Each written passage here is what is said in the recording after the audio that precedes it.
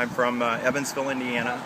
I'm with the United Methodist Church. Our church in Evansville is Methodist Temple. I contacted the church to just say I think there's a really serious need, and I was trying to find out if they could kind of help us with some expenses and stuff. So they were generous and gave us quite a bit. I got a meat donation from someone called Daywig Meats in Hopstadt, Indiana, about 20 miles north of Evansville. As soon as I got here, I wasn't sure where to go, so I talked to police and asked them, where's the worst part. So they directed me over to your town here in Little Ferry. And I said, could you tell me where the worst place is regarding, the circumstances? And they said, you're in it. You're here. Left Evansville actually left on Tuesday morning. I got up at 4 o'clock. We had so many supplies, I wasn't packed until probably 8 or 9.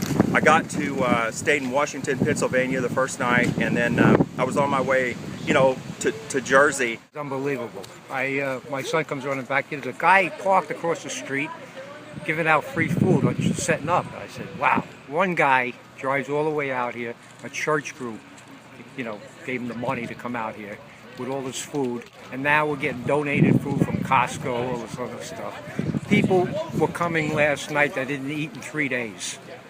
So it's a great thing.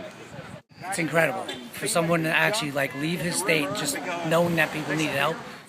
It was overwhelming. My mother found out and she's like, there's a guy out here ready to feed us, and we all just came together as a community to help each other out. Really amazing. What I tried to do was, I thought I'd just go on to New York City and start south, and I went to Brooklyn and I said, please tell me where to go. So they led me here and I found you guys, and we fed 150 people last night. So it's really been a good thing.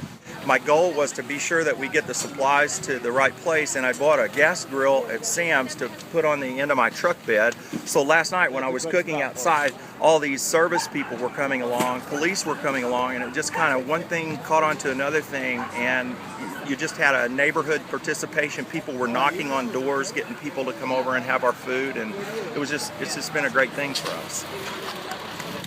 I think it's very important. People come in here because they can't get out of town. There's no stores open.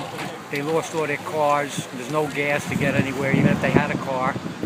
So they're all coming out to eat now.